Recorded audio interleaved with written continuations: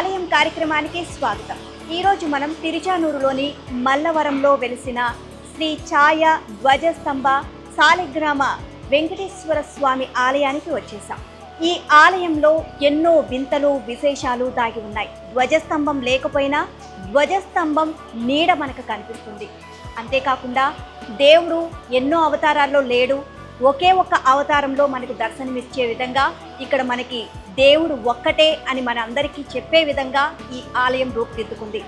మరి ఆ విశేషాలు వింతలు అన్నీ కూడా చూద్దాం పదండి.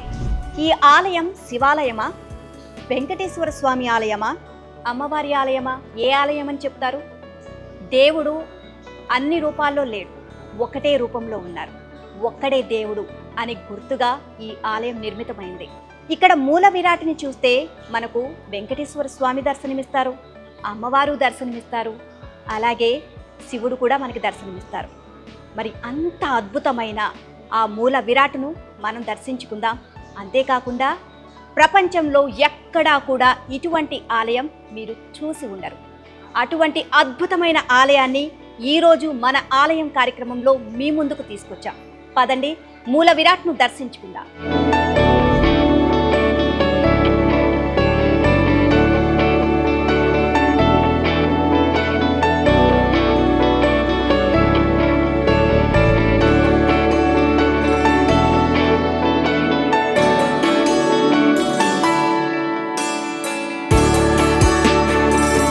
ఇక్కడ హారతి ఒక పద్ధతి ప్రకారం తీసుకోవాలండి.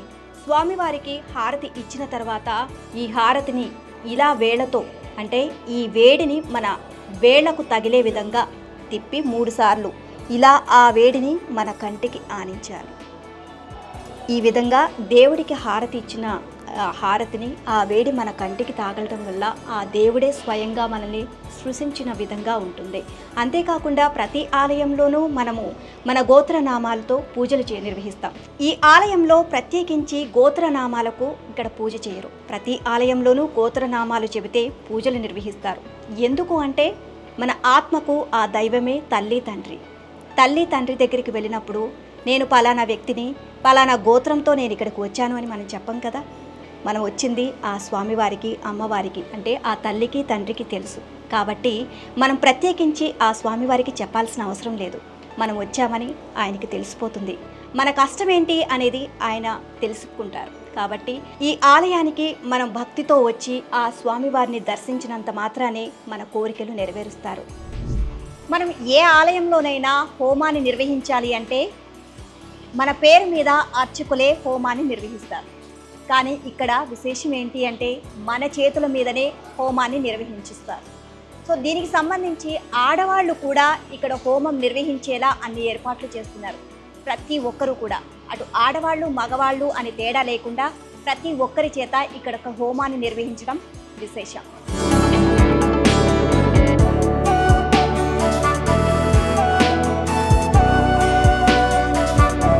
ఇప్పుడు ఈ ఆలయంలో మరో వింతను మీకు చూపించిపోతున్నాను, జాగ్రత్తగా చూడండి. ఇప్పుడు మనం నుంచున్నది గర్భాలయంలోని వెనక భాగం వైపును మనం నుంచున్నాం. సో ఇక్కడ మీరు చూస్తున్నారు కదా, ఈ గోడకి ఇక్కడ మనకి దీపపు కుందులు ఇరువైపులా ఉన్నాయి. సో దీపపు కుందులు యాజ్ ఇట్ ఈజ్ ఎలా ఉన్నాయో దాని నీడ అక్కడ గోడ మీద పడుతుంది. అండ్ నేను కూడా ఇక్కడ నుంచున్నాను, నేను ఎలా ఉన్నానో యాజ్ ఇట్ ఈజ్ అలాగే మన నీడ అక్కడ మనకి ఎదురుగా పడుతుంది. కానీ మీకు ఇక్కడ ఇంకొక నీడ కనిపిస్తుంది చూడండి, ధ్వజస్తంభం నీడ.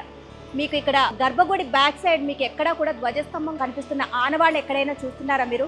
మనకి ఎక్కడ ధ్వజస్తంభం కనిపించడం లేదు.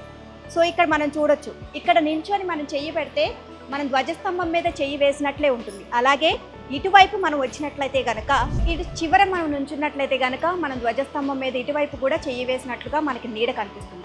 అంటే ఈ చివరి నుంచి ఆ చివరి వరకు మనం చూసినట్లయితే కనుక వెనక భాగం ఉంది, కానీ ఎక్కడా కూడా మనకి ధ్వజస్తంభం అనేది లేదు. సో కేవలం మనం ఆలయాలకు వెళ్ళినప్పుడు గర్భగుడి ఆలయం వెనక భాగం ఏ విధంగా ఉంటుందో ఈ ఆలయం కూడా ఆ విధంగానే ఉంది. కానీ నీడ మాత్రం ధ్వజస్తంభం నీడ కనిపిస్తుంది. సో కనిపించని ధ్వజస్తంభం నీడ మనకి కనిపిస్తుంది అంటే ఇది దేవుని నీడ. కేవలం మీ అందరి కోసం నేను మిమ్మల్ని ఆశీర్వదించడానికి నేనున్నాను అని మనకి గుర్తు చేయడం కోసమే ఆ దేవుని నీడ ఇక్కడ పడుతుంది. అంటే దేవుడు లేడు అని కాదు, దేవుడు ఉన్నాడు అని గుర్తింపుగా ఇక్కడ మనకి ధ్వజస్తంభం ఆకారం మనకి ఇక్కడ దర్శనమిస్తుంది. భగవంతుడు ఉన్నాడు అని అక్కడ ధ్వజస్తంభం రూపంలో మనకి ఆయన ఉనికిని చాటుకుంటున్నాడు కదా, మనకి తెలియచేస్తున్నారు నేను ఉన్నాను అని. మరి ఆ భగవంతుని బృందం కూడా, భగవంతుడు వచ్చాడు అంటే భగవంతుని బృందం కూడా మరి వచ్చి చేరుతుంది కదా, దక్షిణామూర్తి ఆలయం. మరి వాళ్ళు కూడా ప్రూవ్ చేసుకోవాలి కదా, నేనున్నాను, మేము కూడా ఉన్నాం ఇక్కడ ఆ భగవంతునితో పాటు అని. ఇక్కడే చూపిస్తున్నారు, మీకు ఆ రుజువు చూపిస్తాను రండి. దక్షిణామూర్తి ఆలయం ఈ గర్భగుడి వెనక భాగంలో కూడా ఇక్కడ మనకి ధ్వజస్తంభం ఆకారం నీడైతే కనిపిస్తుంది. ఇక్కడ దక్షిణామూర్తి ఆలయంలో ప్రత్యేకించి దక్షిణామూర్తికి ఇక్కడ తేనెతో అభిషేకం చేస్తారు. విద్యార్థులు ఈ అభిషేకం అలాగే హోమం చేయడం ద్వారా గురుబలం పొంది వారు విద్యలో ఉత్తీర్ణులు అవుతారు అని ప్రతీతి. ప్రతి విద్యార్థి కూడా ఈ విధంగా గురువారం ఇక్కడికి వచ్చి దక్షిణామూర్తికి ప్రత్యేకంగా పూజలు నిర్వహించడం జరుగుతుంది.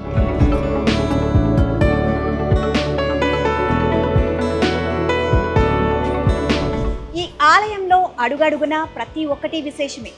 ఇప్పుడు మీకు మరో విశేషమైనది చెప్తాను. ఇక్కడ మనకి హారతులు ఏర్పాటు చేశారండి. ఈ హారతులకు సంబంధించి ప్రతి ఆలయంలో కూడా మనం దేవుడికి అర్చకులు హారతిస్తే ఆ హారతి మనం అద్దుకుంటాం కళ్ళకి. కానీ ఇక్కడ స్వయంగా మనకి హారతులు రెడీ చేసి పెట్టారు.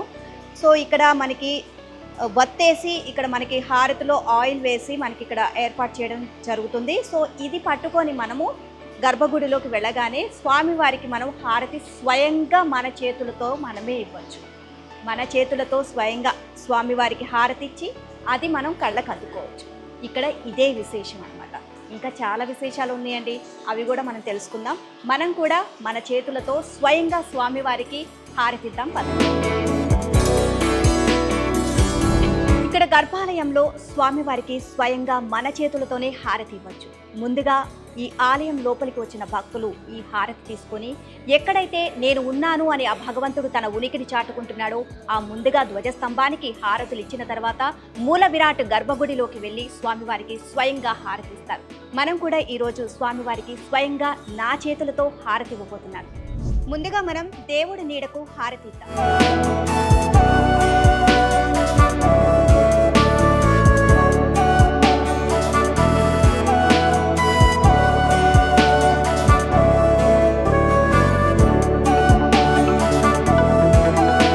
ఇప్పుడు మనం విశ్వగురువు నీడకు హారతిద్దాం.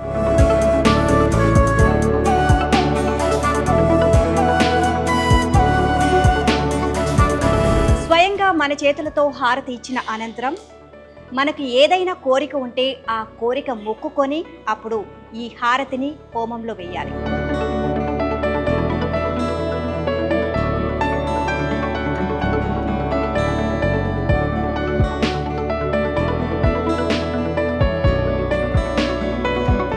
ఛాయా ధ్వజస్తంభ సాలగ్రామ శ్రీ వెంకటేశ్వర స్వామి ఆలయంలో ఇంకా మరెన్నో విశేషాలు దాగి ఉన్నాయి. మరి వాటి గురించి తెలియజేయడానికి మనతో పాటు ఉన్నారు ఆలయ అర్చకులు రంగనాథ స్వామి గారు. వారిని అడిగి మరిన్ని విషయాలు తెలుసుకుందాం. నమస్తే స్వామి. గురువు గారు, ఇక్కడ ఛాయా ధ్వజస్తంభ సాలగ్రామ వెంకటేశ్వర స్వామి ఆలయం అని చెప్పేసి పేరు వచ్చింది. అసలు ఈ పేరు వెనుక ఉన్న రహస్యాలు ఏంటి, అసలు ఎందుకు ఇక్కడ భక్తులు విశేషంగా ఇక్కడికి వస్తున్నారు అండ్ అంతేకాకుండా స్వయంగా ఇక్కడ సాలగ్రామంకి మనం స్వయంగా మహిళలు కూడా అభిషేకం చెయ్యొచ్చు అని చెప్తున్నారు. దీని వెనుక ఉన్న రహస్యాలు అలాగే దీని వెనుక ఉన్న ప్రత్యేకతల గురించి తెలియజేయండి మాకు. సాలగ్రామ వెంకటేశ్వర స్వామి మధ్యన శివుడు, పైన వెంకటేశ్వర స్వామి, పక్షస్థ మహాలక్ష్మి అమ్మవారు, కింద అమ్మవారు, ఇక వచ్చి మరగద వెంకటేశ్వర స్వామి, మరగద శివలింగం, సాలిగ్రామం. ఈ సాలిగ్రామానికి అభిషేకం చేస్తే మనం దోషాలు పోతుంది. శివుడికి చేస్తే అష్ట కష్టాలు అష్టాయిస్తూ వస్తుంది. మరగద వెంకటేశ్వర వస్తే మనకి రాబడి వస్తుంది. ఏదైనా కోరుకుంటే ఉద్యోగం కావాలా, పెళ్లి కావాలా, వివాహం కావాలా, ఆర్థిక పరిస్థితి, ఆరోగ్యం కావాలి, ఏ కావాలన్నా ఆ కోరిక పోస్తే పాలాభిషేకం స్వయంగా వాళ్ళే పోస్తే అన్ని మనం ఏం కావాలో ఆ కోరిక నెరవేరుస్తారు దేవుడు. అందువల్ల దానికోసం సాలిగ్రామ వెంకటేశ్వర పెట్టారు. లోపలంతా కూడా అన్ని సాలిగ్రామం ఉంది. 360 సాలిగ్రామం ఉంది కాబట్టి ఆ సాలిగ్రామానికి అభిషేకం చేస్తే భక్తులంతా వస్తే వాళ్ళ పని కోరికలు నెరవేరుస్తారు. ఇక వాళ్ళకి ఆ మంత్రం శ్రీ సాలిగ్రామ వెంకటేశ్వర అని చెప్పి ఆ పసుపు లోపల అర్చన చేసే పసుపు ఇస్తారు. ఆ పసుపు నీళ్ళకి కలుపుకొని స్నానం చేసి ఇంటికంటే ఇంట్లో ఉండే దోషాలు దుష్టగాలు పోతుంది. ఆ తీర్థము తాగితే ఈ సప్తనాడి పనిచేసిన ఆరోగ్యానికి మంచిది. ఆ కుంకుమ పెట్టుకొని రోజు శ్రీ సాలిగ్రామ వెంకటేశాయ నమః అని 18 సార్లు చెప్పేసి మనం ఎక్కడ పోయినప్పుడు ఆ ప్రత్యక్షగా మనసు అనుకుంటే ఆ పని వెంటనే ఆ కోరిక నెరవేరుస్తారు. ఈ యంత్రం అనేది మనం లోపల హోమం చేసి ముత్తంగి హోమం చేసి రుద్రహోమం చేసి పెట్టినారు. ఈ యంత్రాన్ని మనం కారులో పెట్టుకుంటే ఎదురు శక్తి ఏమి రాకుండా ఉంటుంది. టూ వీలర్కి చిన్న యంత్రం పెట్టుకుంటే ఆ యంత్రాన్ని మనం ఎదుర్పు శక్తి లేకుండా ఆ యంత్రం రుద్రహోమం చేసి దేవుడికి ప్రతి సోమవారం చేసి అదే ప్రతి హోమం చేసి దేవుడు పెట్టి ఆ యంత్రం ఇస్తాం. ఎక్కడ పోయినా ఏ పని పోయినా అందులో ఈ తీర్థం 3 చుక్కలు తాగాలి. ఈ ఓపెన్ చేసేసి చుక్కలు 3 చుక్కలు సాలిగ్రామ వెంకటేశ్వర అని చెప్పి 3 సార్లు సాగేసిపోతే మనం ఏ పని పోయినా ఆ పని జరిపిస్తాం. అది స్వామి రోజు స్వామివారికి ఎలాంటి కైంకర్యాలు నిర్వహిస్తారు? తెల్లారితో చేసినట్టు దేవుడికి అక్కడి నుంచి గురుగారు తెచ్చి దీపారాధన తెస్తారు. దీపం తెచ్చి అక్కడి లోపల పోయి ఆ దీపం వెలిగిస్తారు. పరదా చేయము. దేవుడికి ముందు గురుగారు తీసిన ఆర్తి లోపల గురుగారు ఇచ్చి ఆ తర్వాత లోపల పోయి దీపాలంతా వెలిగిస్తాం. వెలిగిన తర్వాత అక్కడ సాలిగ్రామానికి లోపల అభిషేకం చేస్తాం. ఆ సాలిగ్రామం ముందు అభిషేకం చేసి ఆ జలాన్ని గిన్నెలో పెట్టి తీర్థం పోసి అందరికి ఇస్తాం. ఆ తర్వాత దేవుడికి తిరువారాధన, ప్రాతకాల తిరువారాధన, దేవుడికి దండశుద్ధి పరిమళం అన్నీ చేసి తర్వాత దేవుడికి అర్చన చేస్తాం. అర్చన చేసిన తర్వాత తులసి అర్చన, కుంకుమ అర్చన చేసి తర్వాత దేవుడికి నైవేద్యం పెట్టి ఆ నైవేద్యాన్ని తీసుకొచ్చి ధ్వజస్తంభానికి నైవేద్యం పెట్టి తర్వాత గురుగారు చూపించి తర్వాత ఆరతి ఇస్తాం. ఆరతి తీసుకొని ఆ ప్రసాదం గురుగారు ప్రసాదం తీసుకొని హోమంలో వేసి హోమం స్నానం చేస్తాం. ఇది ఇక్కడ జరిగేది నిత్యకైంగా. ఆ తర్వాత అష్టపది బలి వేస్తాం. బలి వేసి తర్వాత భక్తులకు వచ్చిన వాళ్ళకంతా పాలాభిషేకం చేసేవాళ్ళు, అర్చన చేసేవాళ్ళు అమ్మ చేసుకుంటూ ఉంటారు. ఇక్కడ భక్తులంతా వచ్చి చేసుకుంటారు. అదే మాదిరిగా ఏమైనా జరగాలని కోరుకొని పోతే ఆ కోరికలు దేవుడు నెరవేరుస్తాం, కంపల్సరీ నెరవేరుస్తాం. ధన్యవాదాలు గురువుగారు, మీరు చాలా విషయాలు మాకు తెలియజేశారు. మీకు ప్రత్యేకంగా ధన్యవాదాలు.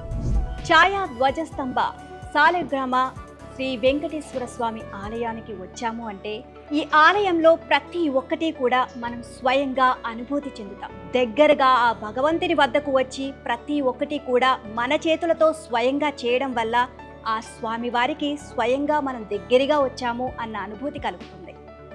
సో ఇంత అద్భుతమైన ఆలయాన్ని మీరు కూడా చూసి పునీతులయ్యారని మేము ఆశిస్తున్నాం.